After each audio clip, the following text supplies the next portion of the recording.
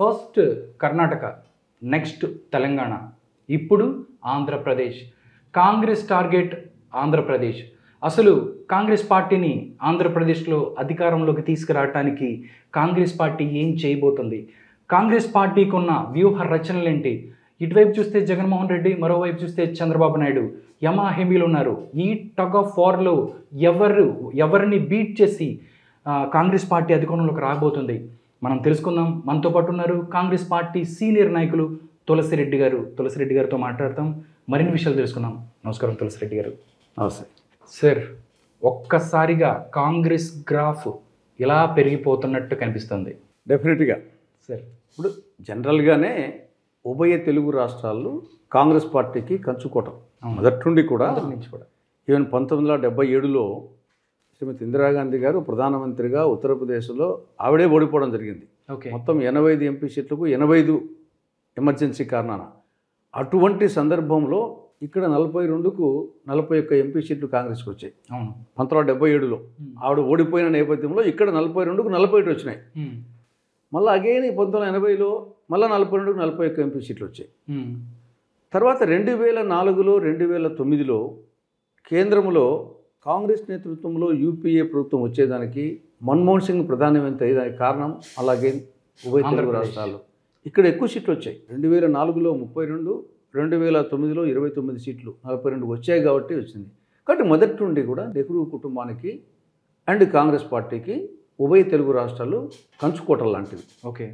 ఆ చరిత్ర మళ్ళీ పునరావృతం అవుతుంది. వనవాసం అయిపోయింది, అరణ్యవాసం అయిపోయింది. మామూలుగా మహాభారతంలో పాండవులకు 12 ఏళ్ళ అరణ్యవాసం, కానీ డెమోక్రసీలో 10 ఏళ్ళ అరణ్యవాసం, 2 టర్మ్స్. కాబట్టి తెలంగాణలో కాంగ్రెస్ పార్టీకి అరణ్యవాసం ముగిసి అధికారంలోకి వచ్చింది. ఇప్పుడు రాబో సార్వత్రిక ఎన్నికల్లో ఆంధ్రప్రదేశ్లో కూడా వనవాసం ముగిసి 10 years వనవాసం ముగిసి ఇక్కడ కూడా అధికారంలోకి రాబోతూ ఉంది. మీరు చెప్పినట్లు మొన్న కర్ణాటకలో కాంగ్రెస్, నిన్న తెలంగాణలో కాంగ్రెస్, రేపు ఆంధ్రప్రదేశ్లో Congress. Why not Congress in AP, ఇది మా నినాదం. Why not Congress in AP అని మీరు అంటున్నారు. కాంగ్రెస్ పార్టీకి గత ఎన్నికల్లో పోల్చుకుంటే కాంగ్రెస్ పార్టీ మీద ప్రజల్లో వ్యతిరేకత ఉంది, ఆంధ్రప్రదేశ్ని వెడగొట్టింది, ఆంధ్రప్రదేశ్కి అన్యాయం జరిగింది అని గ్రౌండ్ లెవెల్లో 100 కన్నా తక్కువ ఓట్లు వచ్చిన పరిస్థితి నుంచి మీరు ఎలా వై నాట్ కాంగ్రెస్ ఎలా తీసుకెళ్ళిపోతున్నారు? ఎలాంటి కార్యాచరణ మీకుంది? ఇప్పుడు రాష్ట్ర విభజన అనేది ఇప్పుడు అంశమే కాదు. రాష్ట్ర విభజన అంశం ఎన్నికల అంశమే కాదు. రాష్ట్ర విభజన చట్టంలోని అంశాల అమలే ఇప్పుడు ఎన్నికల అంశం. విభజన అంశము ఎన్నికల అంశం కాదు. విభజన చట్టంలోని అంశాలు ఎవరు అమలు చేస్తారు అనేది ఇప్పుడు అంశం, ఎన్నికల అంశం. ఎందుకంటే 10 ఏళ్ళు అయిపోయింది. ఈ 10 ఏళ్లలో మళ్ళీ విభజన అనేది తిరిగి రాదు. కానీ విభజన చట్టంలోని అంశాలు ఎవరు అమలు చేయాలి?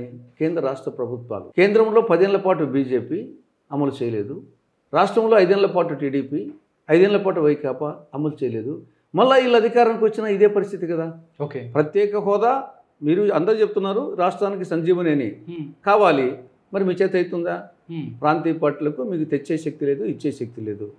బీజేపీ వచ్చేసి ఇది ముగిసిన అధ్యాయం అని చెప్పింది. కాంగ్రెస్ పార్టీ ఇది సజీవ అధ్యాయము మేము ఇస్తామని చెప్తా ఉంది. ఇది ఒక్కటి చాలదా కాంగ్రెస్ పార్టీ మళ్ళీ రివైవ్ వెళ్ళడానికి? ఈవెన్ తెలంగాణలో కూడా రాలేదు కదా. పోనీ ఇక్కడంటే విభజన అంశం పనిచేసింది అనుకున్నాం, తెలంగాణ విభజన అనుకూలం కదా. మరి వాళ్ళు 10 ఏళ్ళు రాలేదు కదా. కాబట్టి అంతకుముందు 10 ఏళ్ళు అధికారంలో ఉన్నది కాబట్టి ఇది 2004 నుంచి 2014 వరకు 10 ఏళ్ళు అధికారంలో ఉన్న నేపథ్యంలో ఈ యొక్క విభజన అనేది కొంచెం తోడైంది అంతే తప్ప ఇది ఒకటే ఇంటే కదా తెలంగాణ అధికారంలోకి రావాలి కదా. మరి అక్కడ రాలేదు. అక్కడ 10 ఏళ్ళు అరణ్యవాసమే, ఇక్కడ 10 ఏళ్ళు అరణ్యవాసమే. అక్కడ అయిపోయింది, ఇక్కడ అయిపోతుంది. ఈవెన్ కర్ణాటక ఎన్నికల ఫలితము గేమ్ చేంజ్ చేసింది. కర్ణాటక ఎన్నికల ఫలితం తర్వాత అనూహ్యంగా తెలంగాణలో అంతవరకు బీఆర్ఎస్ బీజేపీ మధ్య పోటీ అనే వాతావరణం ఉన్నది. కర్ణాటక ఎన్నికల ఫలితానికి ముందు తెలంగాణలో బీఆర్ఎస్ అండ్ బీజేపీ మధ్య. కర్ణాటక ఎన్నికల ఫలితం ఒక్కసారి కాంగ్రెస్కి అనుకూలంగా వచ్చి బీజేపీ స్థానంలోకి కాంగ్రెస్ వచ్చింది. తర్వాత వచ్చేసి సెకండ్ ప్లేస్ నుండి ఫస్ట్ ప్లేస్కి పోయింది. సేమ్ ఇక్కడ అక్కడ కర్ణాటక ఫలితం ఒక్కటే పనిచేసింది.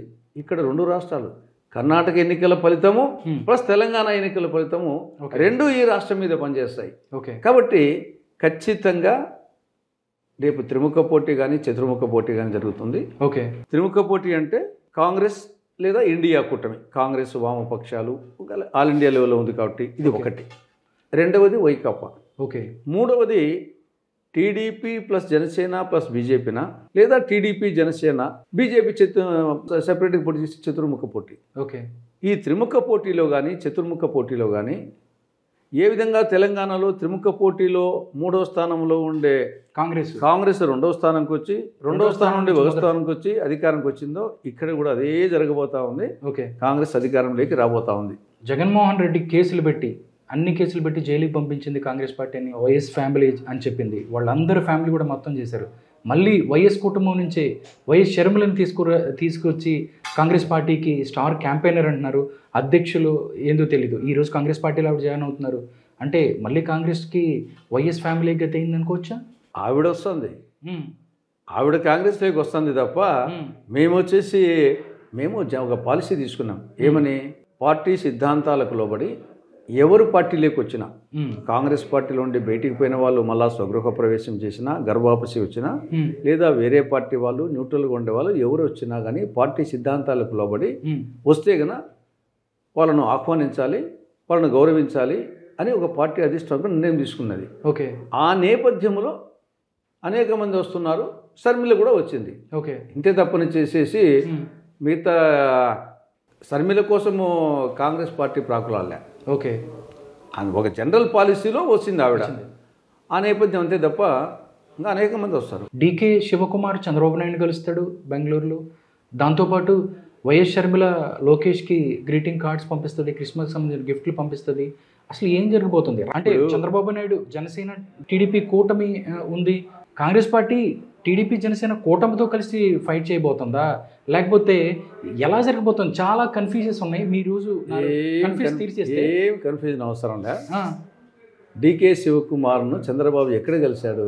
బెంగళూరులో కలిశాడు, ఎయిర్పోర్ట్లో కలిశాడు. ఇప్పుడు ఎయిర్పోర్ట్లో వచ్చేసి జనరల్గా అనేక మంది కలుస్తూ ఉంటాము. వాళ్ళు సేమ్ ఫ్లైట్ కూడా కాదు, ముందుకు వచ్చి నిజంగా కలవాలనుకుంటే వేరే చోట రహస్యంగా కలుస్తారు తప్ప ఎయిర్పోర్ట్లో వచ్చేసి ఆయన ఒక విమానానికి వరకు వచ్చాడు, ఈయన ఒక విమానం ఎదురుపడినప్పుడు వచ్చేసి హవర్ యూ అనుకుంటారు, 2 నిమిషాలు మాట్లాడుకుంటారు. అది కాకతాళీయంగా యాదృచ్ఛికంగా జరిగిందే తప్ప దానికి వేరే విధంగా ఉంటే విమానాశ్రయం ఎందుకు కలుస్తారు?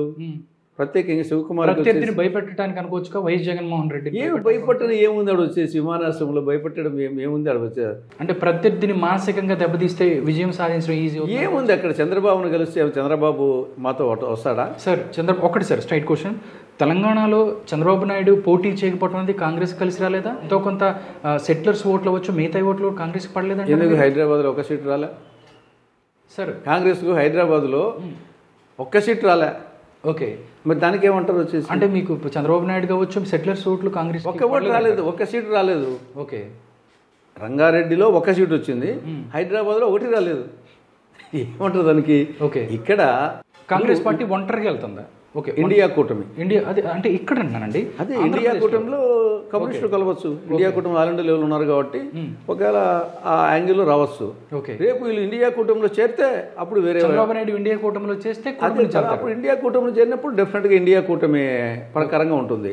ఇక్కడ జనసేన ఏమో ఎన్డీఏలో ఉంది, జనసేన ఎన్డీఏలో ఉంది. నేను బీజేపీతో మాకు ఫెవికాల్ బంధం అని పవన్ కళ్యాణ్ చెప్తాడు.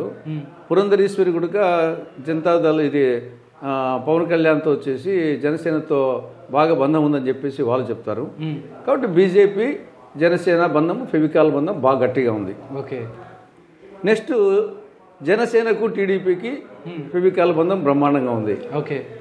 కాబట్టి ఆల్ ఇండియా లెవెల్లో ప్రధాన ప్రత్యర్థులు ఎవరు? కాంగ్రెస్, బీజేపీ. సిద్ధాంతపరంగా కానీ అధికారానికి పోటీ కానీ ఉండేది మా ఇద్దరి దగ్గర, కాంగ్రెస్కు బీజేపీకి. అటువంటి పరిస్థితుల్లో బీజేపీకి జనసేనకు ఫెవికాల్ బంధం, జనసేనకు టీడీపీకి ఫెవికాల్ బంధం. ఏ విధంగా వచ్చేసేసి కాంగ్రెస్కు వాటికి సంబంధం ఉంటుంది? కాంగ్రెస్కు జనసేనకు, కాంగ్రెస్కు టీడీపీకి ఏ విధంగా పొత్తు ఉంటుంది? ఏ ఆస్కారం ఉంటుంది? ఓకే. వీళ్ళు వచ్చేసి చంద్రబాబు నాయుడు జనసేన పొత్తు వదులుకుంటాడా? జనసేన బీజేపీ పొత్తు వదులుకుంటుందా? బీజేపీ కాంగ్రెస్ కలిసిపోతాయా? కాబట్టి ఇది దీని కన్ఫ్యూజ్ అవసరమే లేదు. ఎవరు కన్ఫ్యూజ్ అవుతున్నారు? అవును, క్లారిటీ ఉందంటారు. ఇప్పుడు బీజేపీ కాంగ్రెస్ ప్రధాన ప్రత్యర్థులు కదా, వాళ్ళ సిద్ధాంతపరంగా కానీ ఏదైనా సరే కలవరు కదా.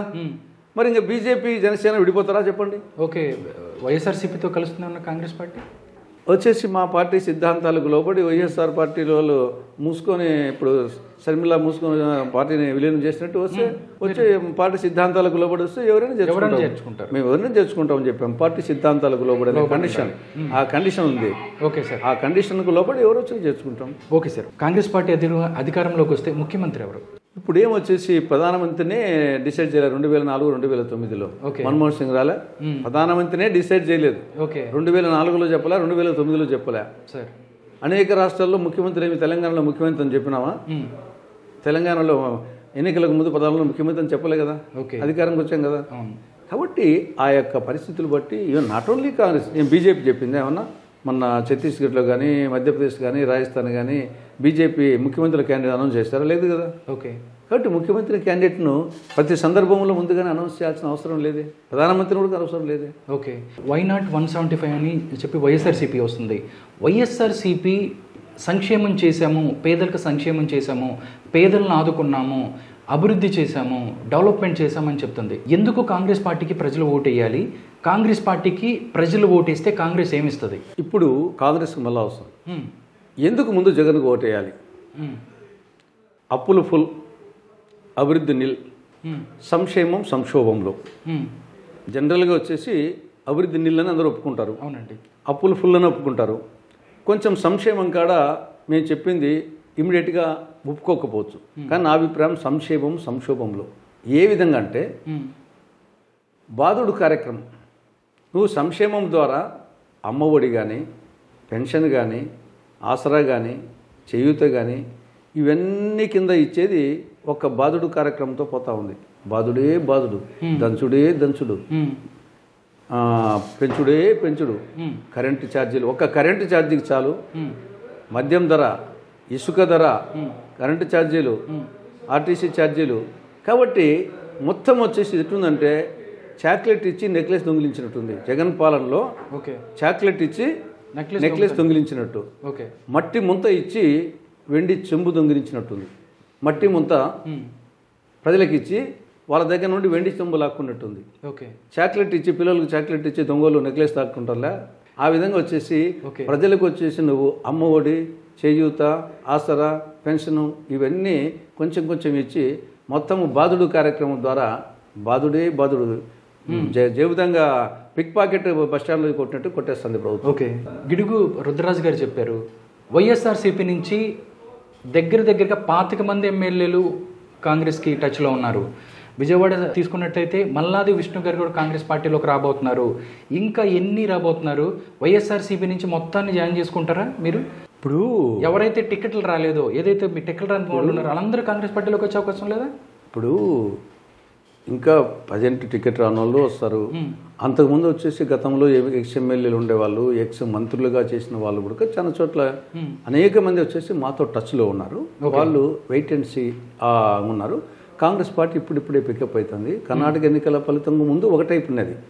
కర్ణాటక ఎన్నికల ఫలితంతో కొంత మార్పు వచ్చింది, తెలంగాణ తర్వాత మరింత మార్పు వచ్చింది. కాబట్టి రోజు రోజుకు ఎన్నికలు వచ్చేసరికల్లా ఆ పక్క సీట్ రానులు, ఈ పక్క సీట్ రానులు న్యాచురల్గా వచ్చేసి ఈ యొక్క మార్పులు, చేర్పులు, కూర్పులు అన్ని ఎన్నికల ముందు ఎక్కువ జరుగుతాయి. వైఎస్ఆర్సీపీలో ఉన్న వాళ్ళు మీ ఊళ్ళే కదా సార్, మీ దగ్గర నుంచి ఈ చంద్రబాబు నాయుడు మావాడు కాదు. అవును, చంద్రబాబు నాయుడు మావాడు కదా, జగన్మోహన్ రెడ్డి మావాడు కదా, కేసీఆర్ మావాడు కదా. వీళ్ళందరూ కాంగ్రెస్ అనే వటవృక్షానికి వీళ్ళందరూ వచ్చేసి అవి ఊడలు. కాంగ్రెస్ వటవృక్షానికి ఊడలు వీళ్ళు. ఓకే.